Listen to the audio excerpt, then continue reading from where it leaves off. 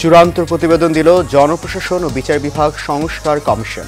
সব সুপারিশই বাস্তবায়নযোগ্য দাবি কমিশন প্রধানদের।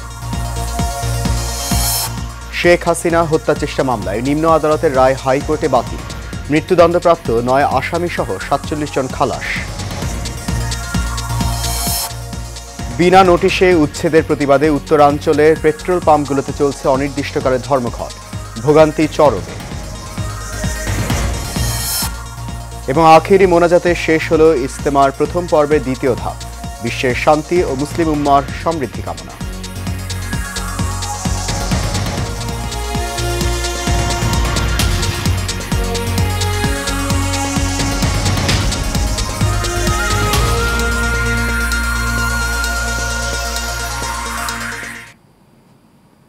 সবাইকে স্বাগত জানাচ্ছি এশিয়ান নিউজে। আপনাদের সাথে আছি আমি সৈয়দ মাহিউজ্জামান মুখর। শুনছেন বিআরবি কেবল ইন্ডাস্ট্রিজ লিমিটেড সংবাদ শিরোনাম। যাচ্ছে পুরো খবরে। প্রধান উপদেষ্টা ডক্টর মোহাম্মদ ইউনূসের কাছে জনপ্রশাসন ও বিচার বিভাগ সংস্কার কমিশনের প্রতিবেদন জমা দেওয়া হয়েছে। দুপুর 1টার দিকে রাষ্ট্রীয় অতিথি ভবন যমুনায় বিচার বিভাগ সংস্কার কমিশনের প্রধান সাবেক বিচারপতি শাহ আবু নাইম মমিনুর রহমান ও জনপ্রশাসন সংস্কার কমিশনের প্রধান আব্দুল মুঈদ চৌধুরীর প্রতিবেদনগুলো জমা দেন। প্রতিবেদনে 100টির বেশি সুপারিশ থাকছে বলে জানা গেছে। কমিশনের সদস্য ও জনপ্রশাসন মন্ত্রণালয়ের সংশ্লিষ্ট কর্মকর্তাদের সাথে আলাপ করে জানা গেছে, আন্তঃক্যাডার বৈষম্য কমাতে সুপিরিয়র এক্সিকিউটিভ সার্ভিস নামে নতুন একটি সার্ভিস গঠনের প্রস্তাব থাকছে জনপ্রশাসন সংস্কার কমিশনের প্রতিবেদনে। সরকারের উপসচিব থেকে অতিরিক্ত সচিব পর্যন্ত কর্মকর্তারা এই সার্ভিসের অন্তর্ভুক্ত থাকবেন। উত্তীর্ণ কর্মকর্তাদের মধ্যে প্রশাসন ক্যাডার থেকে 50% এবং অন্যান্য ক্যাডার থেকে 50% পদ পূরণ করা হবে।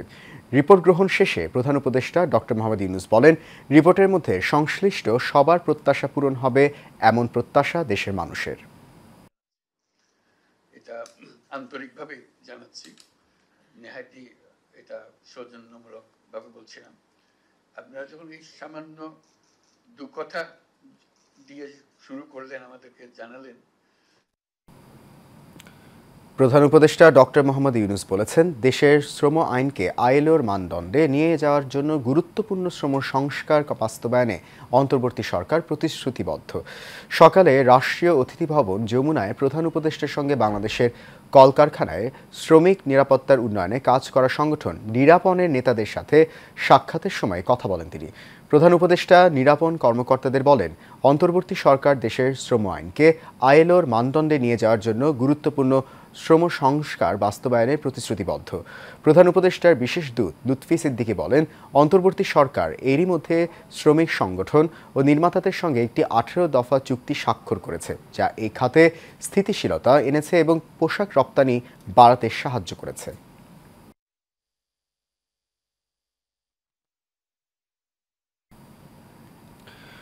ছাত্র জনতা অভ্যুত্থানে পালিয়ে যাওয়া সাবেক প্রধানমন্ত্রী শেখ হাসিনাকে হত্যা চেষ্টা মামলায় ফাঁসির 9 আসামিসহ সাজাপ্রাপ্ত সব আসামিকে খালাস দিয়েছেন হাইকোর্ট। 3 দশক আগের পাবনা জেলার ঈশ্বরদী রেল স্টেশনে সাবেক প্রধানমন্ত্রী শেখ হাসিনাকে বহনকারী ট্রেনে হামলা ও গুলিবর্ষণের ঘটনায় 9 জনকে মৃত্যুদণ্ড, 25 জনকে যাবজ্জীবন এবং 13 জনকে 10 বছর করে কারাদণ্ড দিয়েছিলেন উচ্চ আদালত। বিচারপতি মোহাম্মদ মাহবুব উল ইসলাম ও বিচারপতি হামিদুর রহমান আজ সব আসামিকে খালাস দিয়ে রায় ঘোষণা করেন। ভাষার মাসের সম্মানে আদালত বাংলা ভাষায় রায় ঘোষণা করেন। বেঞ্চের জ্যেষ্ঠ বিচারপতি মোহাম্মদ মাহবুবুল ইসলাম রায়ের মূল অংশ পাঠ করেন।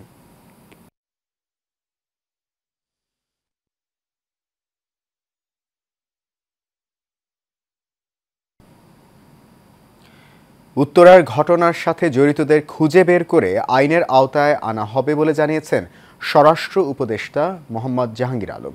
সকালে রাজধানীর গুলশান পুলিশ প্লাজায় নৌ পুলিশের সদর দপ্তর পরিদর্শনকালে সাংবাদিকদের সাথে কথা বলেন। এ সময় তিনি বলেন, নৌ পুলিশের চাঁদাবাজি নিয়ন্ত্রণেও কাজ করা হচ্ছে। এ সময় উপস্থিত পুলিশের মহাপরিদর্শক বাহারুল আলম বলেন, বিদেশে পলাতক আসামিদের ধরতে ইন্টারপোলের সহযোগিতা নেওয়া হচ্ছে।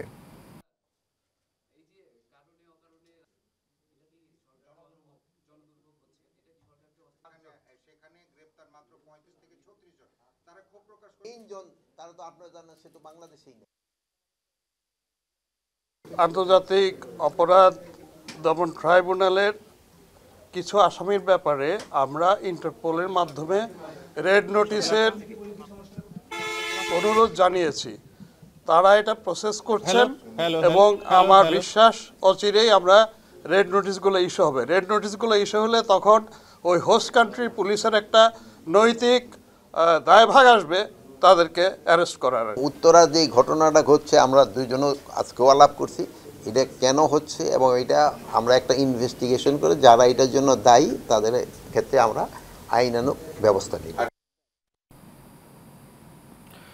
বিনা নোটিশে সড়ক ও জনপথ বিভাগের উচ্ছেদ অভিযানের প্রতিবাদে সকাল থেকে অনির্দিষ্টকালের জন্য উত্তরবঙ্গের সব পেট্রোল পাম্প বন্ধ রেখেছে রাজশাহী বিভাগীয় পেট্রোল পাম্প মালিক ও শ্রমিক ঐক্য পরিষদ। এ সময় বাঘাবাড়ী নৌবন্দরের ডিপো থেকে সব ধরনের জ্বালানি তেল উত্তোলন ও বিপণন বন্ধ রাখার কথা বলেছে ঐক্য পরিষদ। মঙ্গলবার Bangladesh petroleum dealers, distributors, agents and petrol pump owners association Rajshahi বিভাগের ডাকে এই ধর্মঘট চলছে। বিভাগের সবকটি জেলায় সকাল 8টা থেকে সব ধরনের জ্বালানি তেল উত্তোলন ও বিপণন বন্ধ রাখায় জ্বালানি তেল না পাওয়ার কারণে যানবাহন চলাচল ব্যাহত হচ্ছে।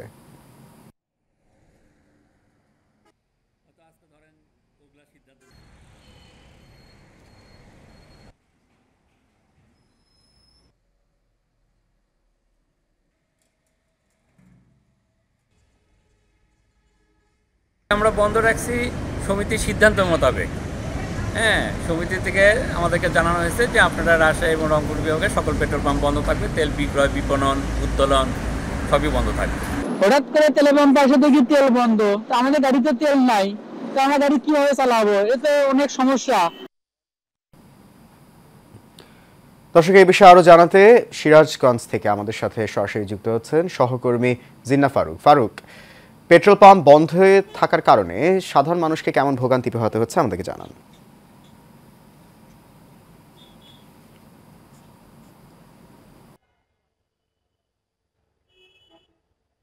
মুখর, আপনি যেমনটা বলছিলেন, আপনাকে যদি বলতে চাই এবং দেখাতে চাই যে রাজশাহী বিভাগীয় যে ট্যাঙ্ক শ্রমিক মালিক ঐক্য পরিষদ রয়েছে, তাদের যে ঢাকা যে ধর্মঘট এবং তেল সরবরাহ যে বন্ধ রয়েছে আজকে সকাল থেকে।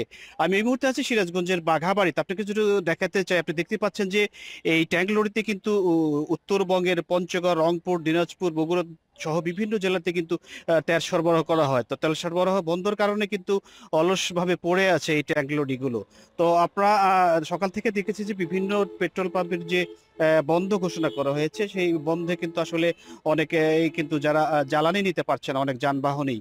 তো সেই ক্ষেত্রে আমরা দেখেছি যে বেশ যাত্রী এবং যারা চালক রয়েছেন তারা কিন্তু গন্তব্যে যেতে বিভিন্ন রকমের ভোগান্তি পোহাতে হচ্ছে। অপরদিকে আমরা যে মালিক শ্রমিক ঐক্য পরিষদ রয়েছে, তার যে নেতৃবৃন্দ রয়েছে, আমরা তাদের সাথে কথা বলেছি। তারা কিন্তু আসলে দফায় দফায় বিভিন্নভাবে মিটিং করছেন এবং বিভিন্নভাবে কিন্তু আসলে তারা যোগাযোগ করছেন যে আসলে এটা কিভাবে কিন্তু একটি পেট্রোল উচ্ছেদের কারণে কিন্তু তাদের তেল সরবরাহ বন্ধ রয়েছে, এমনটা জানিয়েছেন তারা। তো এখনো পর্যন্ত আমরা দেখছি যে এখান থেকে কিন্তু এই রয়েছে অয়েল ডিপো রয়েছে, এই ডিপো থেকে কিন্তু এখনো পর্যন্ত কোন রকমের ট্যাঙ্ক লরি বা তেলবাহী যে লরি রয়েছে সেই লরি কিন্তু এখনো পর্যন্ত ছেড়ে যায়নি। তো আমরা রাজশাহী বিভাগে যে ট্যাঙ্ক শ্রমিক মালিক ঐক্য পরিষদের যারা নেতৃবৃন্দ রয়েছে তারা কিন্তু এই বাঘাবাড়িতে মিটিং করছেন এবং মিটিং শেষে কিন্তু তারা আসলে সিদ্ধান্ত নেবেন যে তারা আসলে পরবর্তী যে করণীয় বা পরবর্তী যে তাদের দিক নির্দেশনা রয়েছে বা পরবর্তী যে কর্মসূচি রয়েছে সেই কর্মসূচি কিন্তু আসলে তারা ঘোষণা করবেন। তো এখনো পর্যন্ত আমরা দেখছি যে সিরাজগঞ্জে কিন্তু আমরা দেখেছি যে বিভিন্ন পেট্রোল পাম্পে কিন্তু আসলে যে বন্ধ থাকার কারণে কিন্তু যারা চালক যারা রয়েছে তারা কিন্তু আসলে জানে না যে পেট্রোল পাম্প বন্ধ রয়েছে। অনেকে কিন্তু আমরা দেখছি যে রাস্তায় অনেক কিন্তু মোটরসাইকেল, বাস, ট্রাক কিন্তু আসলে রাস্তায় পড়ে আছে জ্বালানি তেলের অভাবে। তো তারা যেটা জানিয়েছে, যাত্রী এবং যারা চালক রয়েছে তারা যেটা জানিয়েছেন যে আসলে এই মালিক শ্রমিকের যে আসলে যে দাবি এবং এই যে সংকট তৈরি হয়েছে সে সংকট নিরসন করবে এবং এই যাত্রী ভোগান্তি থেকে তারা আসলে লাঘব হতে চান। তো সিরাজগঞ্জ থেকে এই ছিল আমার কাছে যে রাজশাহী বিভাগীয় ট্যাঙ্ক শ্রমিক মালিক ঐক্য পরিষদের ডাকা যে তেল সরবরাহ বন্ধ তার সর্বশেষ অবস্থা। মুখর। ফারুক, আপনাকে ধন্যবাদ। আমাদের সহকর্মী জিন্না ফারুক সিরাজগঞ্জ থেকে জানাচ্ছেন সেখানকার সবশেষ তথ্য। যাচ্ছি পরবর্তী প্রসঙ্গে। জামায়াতে ইসলামীর নায়েবে আমির ডাক্তার সৈয়দ আব্দুল্লাহ মোহাম্মদ তাহের বলেছেন, অনির্বাচিত সরকার কখনো নিরাপদ সরকার নয়। জনগণের সঠিক নির্বাচনের মাধ্যমে যে প্রতিনিধি হবে তারাই রাষ্ট্র পরিচালনার হকদার এবং সেই ব্যবস্থাই করতে হবে। কোনো অজুহাতে নির্বাচনকে বিলম্ব করার প্রচেষ্টা দেশ ও 5 আগস্টের চেতনা বিরোধী তৎপরতা হিসেবে গণ্য হবে বলেও জানান তিনি আরও বলেন, নির্বাচনকে সুষ্ঠু করার জন্য গুণগত পরিবর্তন ও সংস্কারের প্রয়োজন। তবে ন্যায়সঙ্গত যতটুকু সময় প্রয়োজন এর মধ্যে একটি সুষ্ঠু নির্বাচন দেওয়ার দাবি জানান জামায়াতে ইসলামী নায়েবে আমির। সকালে কুমিল্লা টাউন হল মিলনায়তনে জুলাই বিপ্লবের শহীদ স্মরণিকার মোড়ক উন্মোচন অনুষ্ঠানে প্রধান অতিথির বক্তব্যে এসব কথা বলেন তিনি।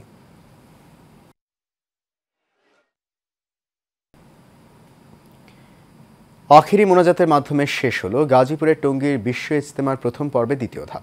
বুধবার দুপুর 12টা 8 মিনিটে আখেরি মোনাজাত শুরু হয়ে শেষ হয় 12টা 27 মিনিটে। মোনাজাত পরিচালনা করেন বাংলাদেশের তাবলিগ জামায়াতের মুরব্বী মাওলানা জুবায়ের। বিশ্ব ইজতেমার ময়দান ও আশপাশ এলাকায় অবস্থান নিয়ে আল্লাহর দরবারে 2 হাত তুলে প্রতিপালকের কাছে ক্ষমা চেয়ে কান্নার বুক ভাসায় লাখ লাখ মুসল্লি। এ সময় আমিন আল্লাহুম্মা আমিন ধ্বনিতে তুরাক্তির মুখরিত হয়ে ওঠে। আল্লাহর সন্তুষ্টি লাভের আশায় লাখ লাখ মুসল্লি আকুতি জানান। অনেকে কেঁদে কেঁদে মহান আল্লাহর কাছে ক্ষমা চান। বিশ্ব শান্তি ও কল্যাণ কামনায় অশ্রুসিক্ত নয়নে সবাই দোয়া করেন। 8 দিন বিরতি দিয়ে 14 ফেব্রুয়ারি থেকে দ্বিতীয় পর্বের বিশ্ব ইজতেমার আয়োজন করবেন ভারতের মাওলানা সাদ অনুসারীরা। 16 ফেব্রুয়ারি আখেরি মোনাজাতের মধ্য দিয়ে শেষ হবে 2025 সালের বিশ্ব ইজতেমা। ইসলামের হাওয়া চালু হয়ে যায়, এটাই দোয়া। যারা মারা গেছে তাদের কবরের আযাবটা যাতে মাফ হয়, আমারও যে দাদা যারা মারা গেছে তাদের কবরের আযাবটা যাতে মাফ হয়। আলহামদুলিল্লাহ অনেক ভালো হয়েছে। আমরা আল্লাহ তাআলার কাছে চাইছি আমাদের দেশ এবং মুসলিম রাষ্ট্র ঐক্যবদ্ধভাবে। বৈষম্য বিরোধী ছাত্র জনতার আন্দোলনে নারায়ণগঞ্জের সোনারগাঁ থানায় দায়ের করা আশিক মিয়া হত্যা মামলায় সাবেক আইনমন্ত্রী আনিসুল হককে 3 দিনের রিমান্ড মঞ্জুর করেছে আদালত। বেলা 11টায় 5 দিনের রিমান্ড চেয়ে আদালতে নিলে Narayanganj senior judicial magistrate Mohammad Nur Mohsin উভয় পক্ষের শুনানি শেষে 3 দিনের রিমান্ড মঞ্জুর করেন। কোর্ট পুলিশ পরিদর্শক মোহাম্মদ কাইয়ুম খান বলেন, সোনারগাঁ থানার আশিক মিয়া হত্যা মামলায় সাবেক আইনমন্ত্রী আনিসুল হককে 5 দিনের রিমান্ড চেয়ে আদালতে পাঠানো হয়েছে। উভয় পক্ষের শুনানি শেষে 3 দিনের রিমান্ড মঞ্জুর করেন। উল্লেখ্য, গত 4 আগস্ট বৈষম্য বিরোধী ছাত্র আন্দোলনে গুলিবিদ্ধ হয়ে নিহত শ্রমিক আশিক মিয়া 23 আগস্ট নিহতের মা কুলসুম বেগম বাদী হয়ে সোনারগাঁ থানায় একটি হত্যা মামলা দায়ের করেন। মামলায় সাবেক প্রধানমন্ত্রী শেখ হাসিনা, আওয়ামী লীগের সাধারণ সম্পাদক ওবায়দুল কাদের সহ 112 জনের নাম উল্লেখ এবং 300 জনকে অজ্ঞাতনামা আসামি করা হয়েছে।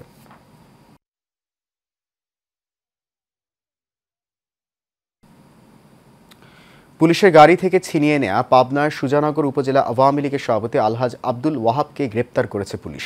সকাল 7টার দিকে মথুরাপুর বটতলা আনসার সরকারের বাড়ি থেকে তাকে গ্রেফতার করা হয়।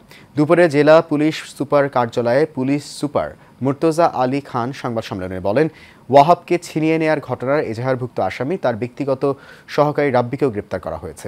এর আগে গত রোববার বিকেলে তাকে মথুরাপুর থেকে সুজানগর থানা পুলিশ আটক করলে আওয়ামী লীগের বিক্ষুব্ধ সমর্থকরা প্রকাশ্যে জয় বাংলা স্লোগান দিয়ে পুলিশ ভ্যান থেকে তাকে ছিনিয়ে নিয়ে যায়।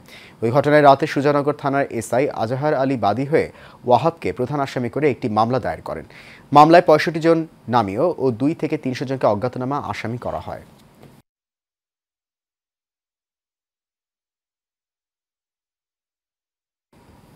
গণহত্যাকারীদের গ্রেফতার ও বিচারের দাবিতে বিক্ষোভ সমাবেশ করেছে গণ অধিকার পরিষদ। দুপুরে পুরানা পল্টনে দলটির কেন্দ্রীয় কার্যালয়ের সামনে বিক্ষোভ সমাবেশ করে দলটি। এ সময় গণ অধিকার পরিষদের সাধারণ সম্পাদক মোহাম্মদ রাশেদ খান বলেন, জুলাই গণ অভ্যুত্থানে গণহত্যাকারীদের দ্রুত গ্রেপ্তার করে বিচার নিশ্চিত করতে হবে, আর সরকারি থেকে কেউ দল গঠন করলে তা মেনে নেওয়া হবে না।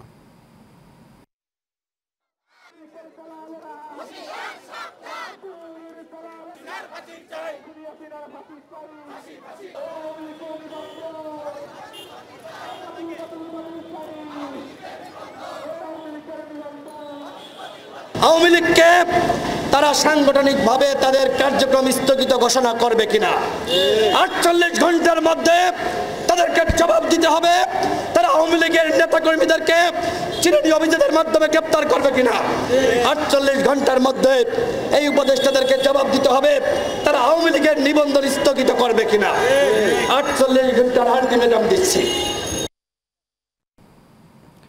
দিবস কেন্দ্রিক অনুষ্ঠানগুলোকে সভা সেমিনারে সীমাবদ্ধ না রেখে অর্থবহ করার তাগিদ দিয়েছেন সংস্কৃতি উপদেষ্টা মোস্তফা সরোয়ার ফারুকী।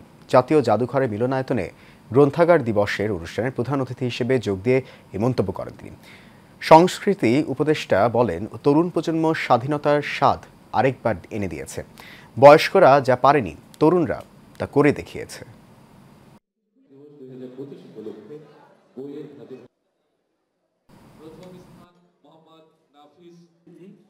শিক্ষা ও গবেষণায় গ্রন্থাগার, দ্বিতীয় স্থানে একইভাবে দুজন অবগাহন করে নতুন বাংলাদেশ, নতুন সমাজ, যেটা আমরা পারি নাই। আমরা we are the failed generation, তোমরা সফল হয়েছো, তোমরা হচ্ছে সফল জেনারেশন। এবং এবং তোমাদের সামনে নো ডাউট, এবং তোমাদের সামনে আজকে তোমাদেরই বন্ধুদের গল্প আমরা দেখাতে পেরেছি, আনাসদের গল্প। আমি মনে করি that moment was precious for me.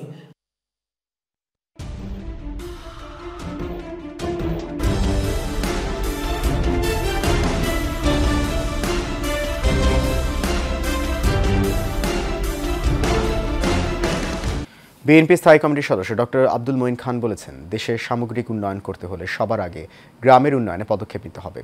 গাজীপুরে কাপাসিয়ার উলুসারায় স্থানীয়দের মাঝে শীতবস্ত্র বিতরণকালে কথা বলেন। অনুষ্ঠানে সভাপতিত্ব করেন দৈনিক সময়ের আলোর সাংবাদিক সাব্বির আহমেদ। পরে স্থানীয়দের হাতে শীতবস্ত্র তুলে দেন অনুষ্ঠানের প্রধান অতিথি বিএনপি স্থায়ী কমিটির সদস্য ডক্টর আব্দুল মঈন খান।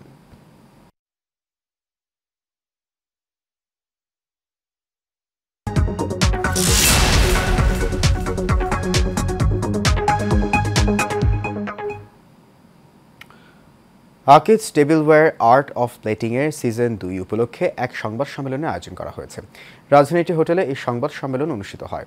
আকিজ বশির গ্রুপের chief operating officer Mohammad Khorshed Alam art of plating প্রতিযোগিতার বিস্তারিত তুলে ধরেন। তিনি বলেন, ফুড প্লেটিংয়ের আর্টে আমাদের সংস্কৃতি ও নিজস্ব গল্পগুলো সারা বিশ্বের কাছে তুলে ধরতে এবং এই ফুড কালচারকে সমৃদ্ধ করতেই আমাদের এই প্রচেষ্টা। ভিন্নধর্মী এই রিয়েলিটি শো এর দ্বিতীয় সিজনটি এবার এনটিভি, চ্যানেল আই ও দীপ্ত টেলিভিশন ছাড়াও দেখা যাবে ওটিটি প্ল্যাটফর্ম চরকিতে।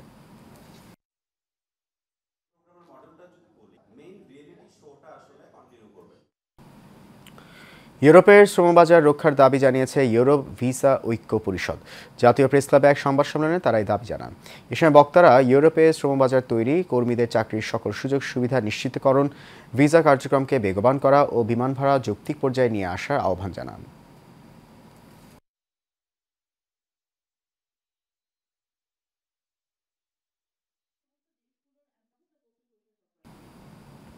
শেষ খবর এশিয়া নিউজ। তার আগে বিআরবি কেবল ইন্ডাস্ট্রিজ লিমিটেড সংবাদ শিরোনামগুলো জানিয়ে দিচ্ছে আরও একবার।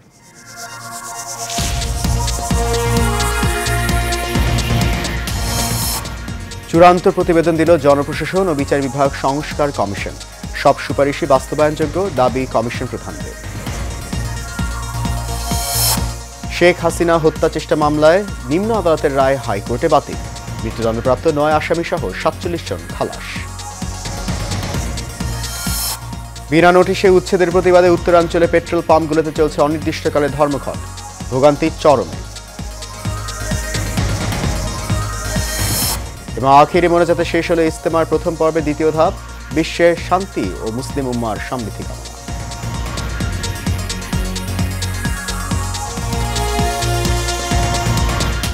এশিয়া নিউজ এ পর্যন্ত। আমাদের পরবর্তী সংবাদ দেখার আমন্ত্রণ রইল। এতক্ষণ সঙ্গে থাকার জন্য অনেক ধন্যবাদ সবাই।